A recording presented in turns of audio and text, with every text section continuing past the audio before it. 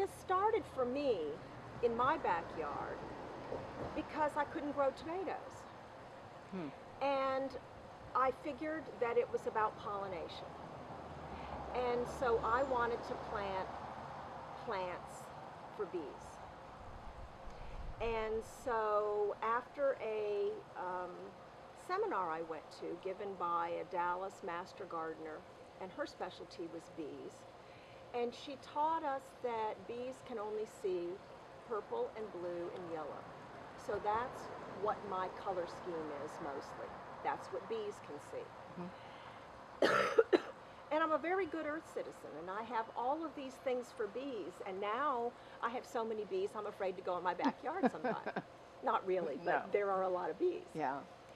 But last year was my first year, and I put these things in early last spring. And I wanted to see how they wintered. The perennials are supposed to come back bigger and better than the year before. And if everything went according to plan, I was going to invite the director of parks, as you met, Slade, and be an advocate for planting more of these plants in Addison. Now that we are under increasing water restrictions, and it just seems fiscally irresponsible to keep planting bedding plants year after year after year when you can plant once and done. This is once and done.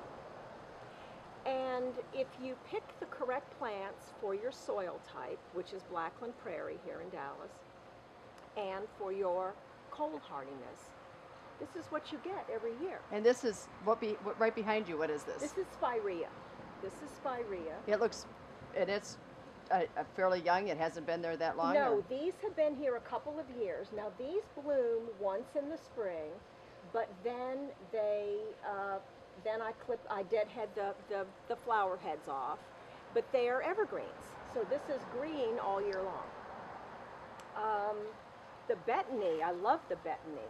This is new, and the betony is a ground cover. It grows, and it just grows and covers. Now I pulled it over because I've got columbines back there, and I've got yellow, I've got blue, I've got red columbines back there. They like this shade. They get a little bit of sun in the morning, but mostly my live oak shades them.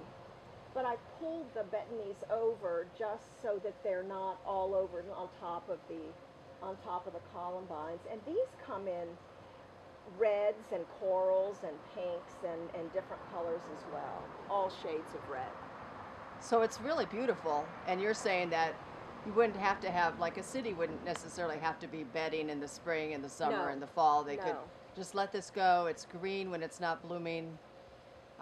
That's right. And it's helpful for the pollinators in the area. It's helpful for the pollinators, but also water is becoming so increasingly precious.